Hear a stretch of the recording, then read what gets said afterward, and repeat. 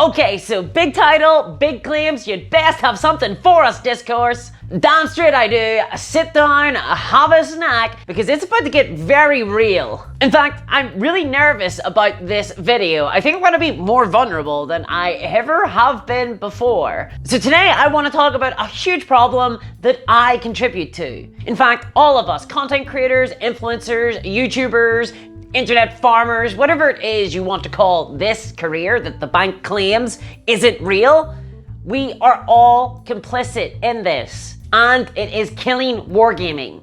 For real. And here's how. So traditionally, for miniature wargaming, most people got into it through Games Workshop products. They'd pass by a Warhammer store on the high street and think, little toy soldiers. Give me a little bit of that. They'd wander in and get ensnared by the very good sales techniques of the GW employees. And that doesn't really happen so much anymore. It's mostly digital high streets these days. People see video games with Space Marines, or they watch lore videos on YouTube about the Imperium, or there's just memes about the Emperor. And this gets people curious about the Warhammer setting, and they get involved. They get into Warhammer and then into the miniature war game, the core product of Games Workshop. If they can afford to, of course. And if they can't, then they just read the books, play the video games, jerk off to the hentai. And sure, that's great, that's good for Warhammer. It's not so great for miniature wargaming though. So anyone who watches this channel knows that Warhammer is not unique. It exists as part of a miniature wargaming marketplace, that there are a variety of miniature wargames out there. And all of them are competing for your attention, for your time, for the space between the jelly in your brain. But honestly, as far as I'm aware, if I were to ask a Games Workshop executive about that, I'm not sure they'd acknowledge that that's the case. I mean, they obviously know that other miniature war games exist. They tell investors as much because it's illegal to deceive investors. It's not so illegal to deceive customers though. And if you look at all of the language in their marketing, in their branding, in the supplements, in the books, on their websites, they sure as shit obfuscate the fact that there even is a miniature wargaming hobby.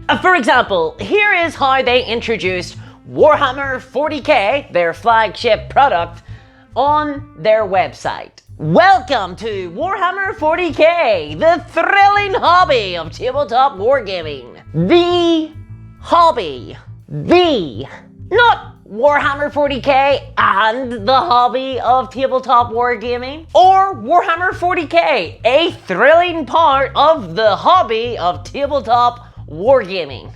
No, of course not. To Games Workshop, the terms tabletop wargaming and Warhammer 40k are synonymous. They are the same. In fact, on their website, the description of Warhammer 40k starts with this. Welcome to the Warhammer hobby. The Warhammer hobby. What the fuck?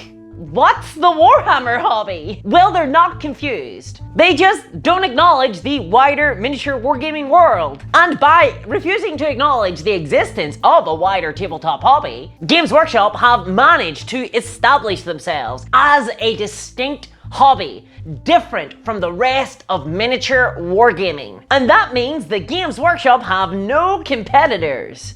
None at all. After all, who could compete with their trademarked, copyrighted, and firmly licensed Warhammer hobby? Only Games Workshop can sell Warhammer. Why else do you think they're so litigious around IP infringements? It's because they despise any competition at all. How else do you explain Chapter House or their NDA? Their fear of designers being credited on any of their products. They are terrified that anyone else will have a hand in the creative process, at least visibly, at least in terms of accolades.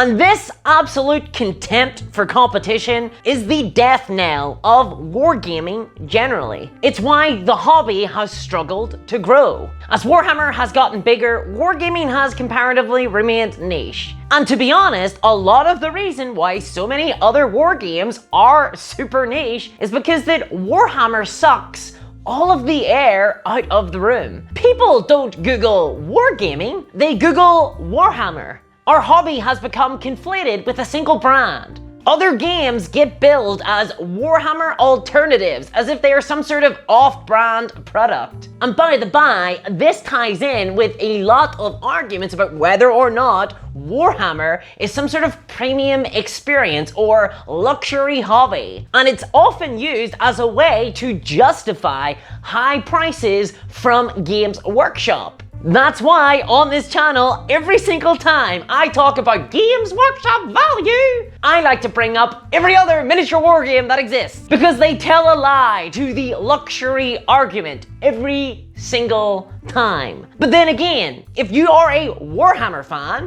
why would you even buy another war game? After all, it's just the shit version of Warhammer. And just to preempt an argument, to get this out of the way, the discursive lie that Games Workshop tell about Warhammer, that it is a distinct hobby in and of itself, is often justified by Games Workshop apologists because they argue Warhammer is distinct from tabletop gaming because you can engage with Warhammer in various media. You can play the miniatures game, the video games, read the books, watch the art of content on Warhammer Plus, play with the Warhammer plushies, or even just jack off to some Warhammer hentai. There is a variety of ways to give Games Workshop your money. You don't have to just game. But I wouldn't say that Minions Paradise is a distinct hobby from any other mobile video game just because I can engage with minions in various different media. Everything that is true of Warhammer goes double for Minions. You can play Minions board games, play Minions video games, read Minions books, watch the hours of Minions content, play with Minions plushies, and even jack off to Minions hentai. There is a variety of ways to give Universal Pictures your money. But there's no hashtag Minionmonger on Twitter. No one calls themselves a Minions hobbyist. And if they did, we'd recommend that they see a therapist. That they put this Minion obsession behind them and live a more fulfilling and full life. It's fine, you enjoyed Despicable Me, but there is other hentai out there. But nevertheless, Games Workshop have been successful in their endeavor to create a truth about themselves. That they are indeed a unique product that has no other competitors. And it's working. There are lots of hobbyists. In fact, I would warrant probably the majority of hobbyists who perceive themselves as Warhammer hobbyists as opposed to tabletop wargamers. And I've been complicit in that. It's true! Look at my video titles, look at my thumbnails. And you'll see, I make a lot of references to Warhammer and Games Workshop. More so than any other tabletop game. In fact, a lot of content creators do. Many of us have formulated around a Warhammer niche. And in this Warhammer niche, it is widely understood by creators that if you don't talk about Warhammer or Games Workshop, then your videos will underperform. That they'll do much worse. And when you're dealing with a tiny audience, like is in tabletop wargaming, that's pretty fatal. To give you a practical example, if I were to do a review of Bolt Action, the World War II miniatures war game, then I'll probably make the title something like The Spiritual Successor to Warhammer. Because if I don't reference Warhammer in some way in the title, then far less people will watch it. And this is a massive problem. It's utterly strangling the wargaming hobby. It gives Games Workshop the conceptual space to operate how they want. And for me, as an individual creator, it feels like trying to recommend alternative game systems is like fighting against a disinformation campaign perpetrated by an enemy that I myself have to prop up, that I have to support. I have to use the language of Warhammer. My field of possibilities are constrained by the brand Warhammer. Because if I don't play ball, if I don't get with the program, then I'm punished by the YouTube algorithm. And you have to be careful with the YouTube algorithm, okay? It's Mammon, the great hungry god. You can be buried in the recommended tab if you're not consistently pulling in enough viewers. And then no one would see my content. So every video I release, I'm walking a tightrope. I am extremely nervous at the launch of each one, and I watch the numbers. So of course, I try to do everything possible to get as many people as possible to watch them. It's all in the game, but how long must we play? And by the way, this is why Patreon is so important to content creators, because that crowdfunded support reduces our reliance on advertising revenue from sources like YouTube. And that means that we don't have to rely as much on the YouTube algorithm, and that we can actually get to sleep at night without fearing that our entire livelihood has evaporated, which, as I'm discovering, is not ripe for the best mental health. So if you do want to support the channel, check out patreon.com/discourseminiatures for ad-free content, early access to videos, and of course, exclusive Discord titles. Oh, and exclusive streams. And you get the game with me every so often too. And by the way, I am a variety channel. I talk about other miniature war games